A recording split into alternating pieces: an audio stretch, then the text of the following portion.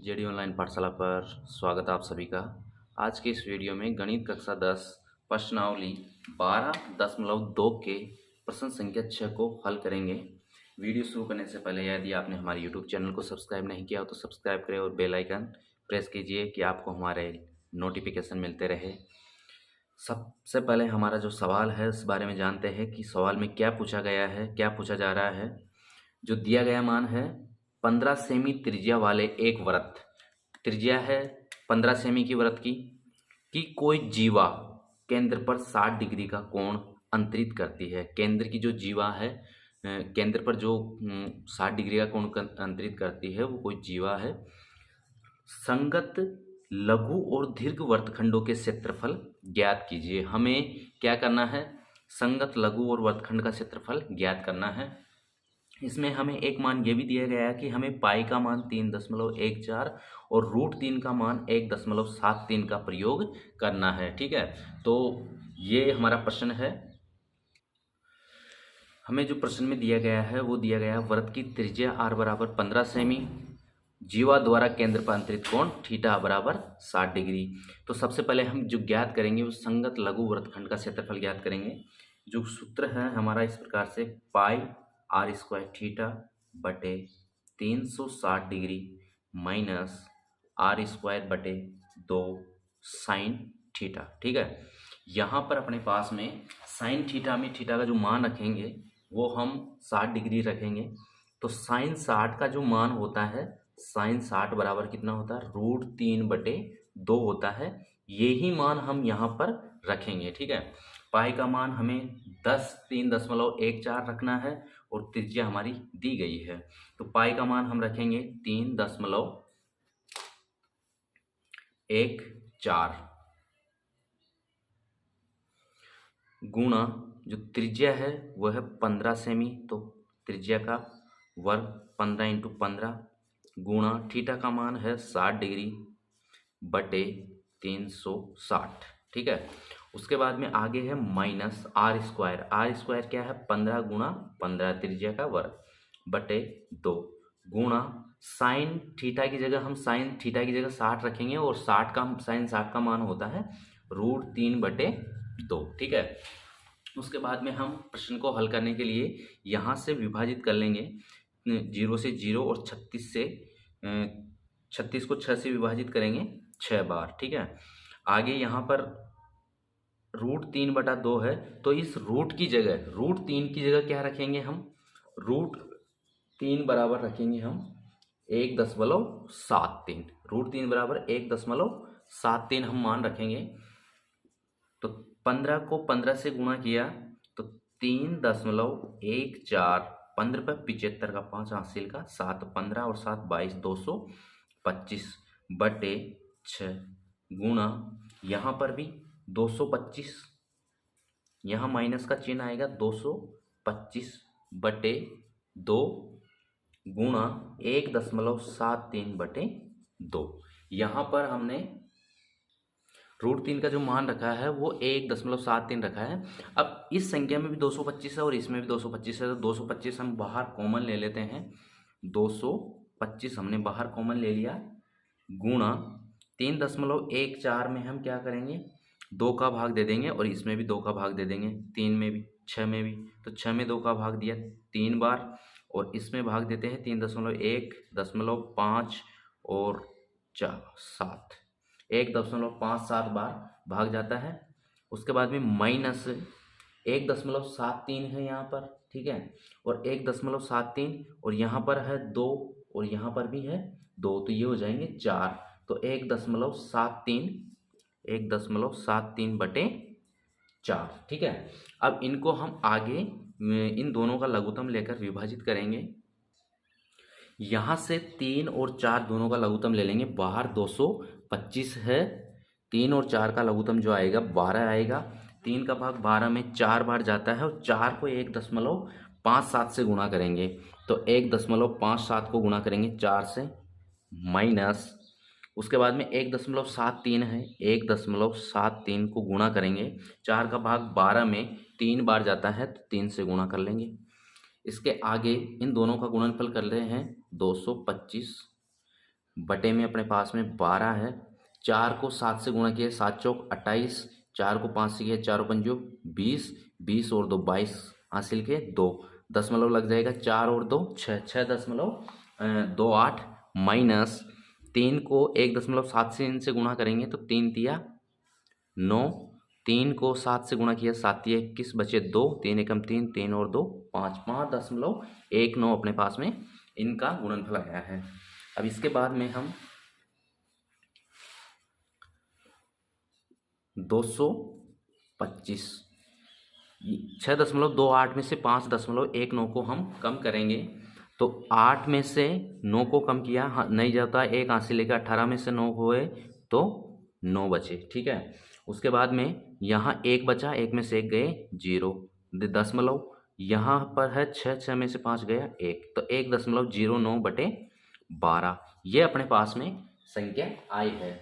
अब इसे हम हल करेंगे तो 225 गुणा 1.09 बटे 12 हम इसे इस प्रकार भी लिख सकते हैं। अब ये संख्या 3 से विभाजित होती है या नहीं होती है, ये तो होती है। यहाँ तीनों संख्याओं का योग करके देख लेते हैं, अगर वो विभाजित होता है तो 3 से विभाजित होंगी, ठीक है। तो 2 2 4, 4 और 5 9 होते हैं, तो 9 3 से विभाजित होती है, ये संख्या 3 से विभाजित होगी। इसको इस प्रकार से 7 तिया 21, 1 बचे 15, तो 5 तिया 15, ये 3 से विभाजित होती है 4 बार। अब अपने पास में जो संख्या आई है इसको फिर 4 से विभाजित कर लेते हैं, 75 को भी दशमलव में आएगी, तो अपने पास में यहाँ 4 एकम 4, 3 बचे 35 हो गए, 8 चौक 32, 8 चौक 32, उसके बाद में 3 बचे, 7 चौक 28, 2 बचे 20, ठीक है, 4 पंजे 20 गुणा 1.09, तो यहाँ पर 18.75 को हम गुणा करेंगे 1.09 से, 9 पंजो 45 का 5 हासिल के 4, 9 साते 63 और 4 हो जाएंगे 67 का 7 हासिल के 6, और 9 आटे 72 और 6 78 का 8 हासिल के 7, 9 एकम 9, 9 और 7 हो जाएंगे 16 गुणा 4 जीरो लिख देंगे, जीरो को इससे गुणा करेंगे 2 3 4, उसके बाद में 1 से गुणा करेंगे तो ये संख्या से 1 5 7 8 और 1, 5 7 8 5 13 का 3 हासिल का 1, 7 7 14 का 4 हासिल का 1, 8 1 9, 9 और 1 हासिल 10 की 0 हासिल का 1, 1 1 और 2। अब देखिए यहाँ दशमलव किस प्रकार लगाते हैं, दो संख्या छोड़कर इस तरफ दशमलव है और दो संख्या छोड़कर दशमलव इस तरफ है, तो हम 2 और 2 4 संख्या छोड़कर दशमलव लगाएंगे तो अपने पास में ये संख्या हो जाएगी 20.4375। ये अपने पास में लघु वृत्तखंड का क्षेत्रफल आया है 20.4375, ठीक है। अब हम ज्ञात करेंगे दीर्घ वृत्तखंड का क्षेत्रफल। दीर्घ वृत्तखंड का जो क्षेत्रफल होगा वो होगा वृत्त का क्षेत्रफल माइनस लघु वृत्तखंड का क्षेत्रफल। एक तरीके से इस चित्र से समझते हैं हम, यहाँ मान लो अपने पास में ये वृत्तखंड है, ठीक है, यहाँ पर ये केंद्र से ये कोण बन रहा है 60 डिग्री का, ये वृत्तखंड है, तो इस छोटे वाले को हम क्या कहेंगे, लघु वृत्तखंड है। ये क्या है, लघु वृत्तखंड, ठीक है। अब इसके अलावा जो शेष भाग जो बचेगा, ये ऊपर वाला, ये पूरा का पूरा इस तरफ का यहाँ का, ये जो क्या होगा, ये होगा दीर्घ वृत्तखंड, दीर्घ वृत्तखंड। तो हमें इस ऊपर वाले का क्षेत्रफल ज्ञात करना है, तो पूरे क्षेत्रफल में से इस वाले क्षेत्रफल को हम कम कर देंगे, तो वृत्त के पूरा क्षेत्रफल हो गया और इसमें से ये लघु वृत्तखंड का क्षेत्रफल कम कर देंगे, तो शेष जो बचेगा वो अपना ये क्षेत्रफल बचेगा, ठीक है। तो यहाँ वृत्त का क्षेत्रफल होता है πr² माइनस लघु वृत्तखंड का क्षेत्रफल क्या होता है, जो अपने पास में हमने ज्ञात किया था 20.4375। तो πr², पाई की जगह 3.14 गुणा 15 गुणे 15, ठीक है। उसके बाद में माइनस 20.4375, यहाँ से 15 और 15 का गुणनफल किया तो ये हो जाएंगे 3.14 गुणा 225 माइनस 20.437 और 5, 225 को हम गुणा करेंगे 3.14 से, ठीक है। तो 225 को यहाँ पर 3.14 से गुणा करते हैं 225 को। 5 को 4 से गुणा किया, 4 पंजो 20 की जीरो हासिल के 2, 5 एकम 5 और 2 7, 5 को 3 से गुणा किया, 5 तिया 15, गुणा 2 को 4 से 8, 2 एकम 2 और 2 तिया 6, फिर यहाँ पर भी 8, 2 और 6, तो 0 8 7 15, 5 हासिल का 1, और ये हो जाएंगे 7 और 1 8, 8 8 16 का 6 हासिल का 1, 7 और 1 8, 8 2 10 और 1 हासिल 11 हासिल के 1, 6 और 1 7। तो अपने पास में यहाँ पर 6 और 3 9 होते हैं, 9 और 1 10 की जीरो होगी यहाँ पर, ठीक है। तो ये हो जाएगा 706.50 अपने पास में जो आया है। ये वृत्त का क्षेत्रफल माइनस 20.4375 हम इसमें से कम कर लेंगे, ठीक है। अब इसको इस प्रकार से देखिए, दशमलव की संख्या को किस प्रकार से घटाते हैं।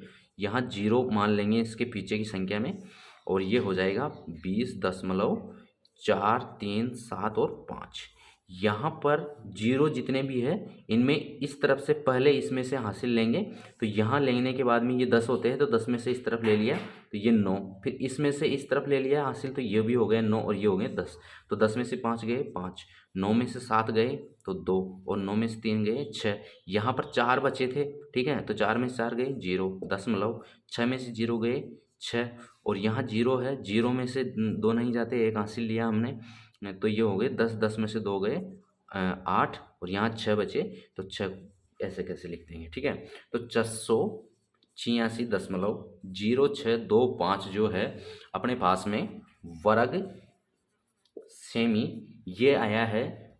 अब दीर्घ वृत्तखंड का क्षेत्रफल, दीर्घ वृत्तखंड का क्षेत्रफल, तो इस प्रकार से हम लघु वृत्तखंड और दीर्घ वृत्तखंड का क्षेत्रफल ज्ञात करते हैं। आज के इस वीडियो में प्रश्न संख्या 6 को बताया है। वीडियो पसंद आए लाइक कीजिए, शेयर कीजिए और चैनल को सब्सक्राइब कीजिए। धन्यवाद।